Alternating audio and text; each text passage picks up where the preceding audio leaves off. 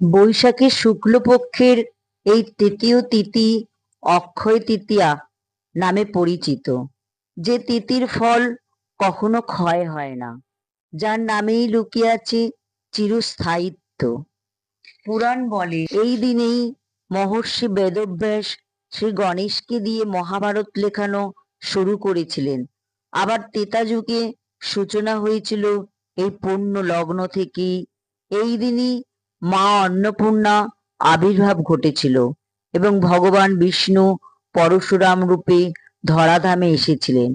অক্ষয় শব্দের অর্থ যা কোনোদিনই শেষ হয় না। তাই বিশ্বাস করা হয় আজকের দিনে করা দান, পুণ্য, জপ বা তপের ফল অনন্তকাল অক্ষয় হয়ে থাকে। এই তিথি নতুন কাজ শুরুর শ্রেষ্ঠ সময়। তাই এই শুভ দিনে আমরা আমাদের সম্পর্ক গ্রুপকে অক্ষয় করতে চাই এবং এটা আমাদের একমাত্র মাধ্যম রায় স্টোর। রায় স্টোরে প্রতি বছরের ন্যায় এবছরেও আমরা গিয়েছি অক্ষয় তৃতীয়া উপলক্ষে। দোকানে কেনাকাটি সারার পর আমরা গেলাম কান্তার বাড়িতে। সবাইকে জানাই প্রীতি ও শুভেচ্ছা। প্রত্যেক বছর কান্তা আমাদের সবাইকে আহ্বান জানায়। আমরা সবাই ওর দোকানে আসি, তারপর ওখান থেকে ওদের বাড়িতে আসি, বিশাল খাওয়া দাওয়ার আয়োজন করে, আমরা মজা করি, আমরা খুব আনন্দ পাই।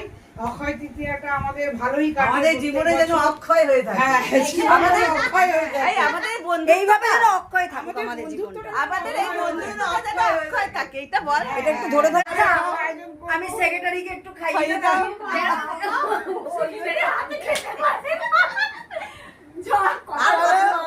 আমার হাত নাই না। ও ভগবান, আমি একটা কবিতা বলবো?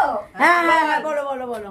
থাকবো না ভাই, থাকবো না কেউ, থাকবে না ভাই কিছু, সেই আনন্দে যাওরে চলে কালের পিছু পিছু।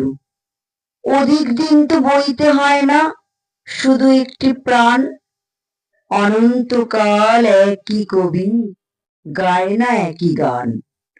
মালা বটে শুকিয়ে মরে, সেজন মালা পরে, সেও তো নয় অমর, তবে দুঃখ কিসের তরে। থাকবো না ভাই,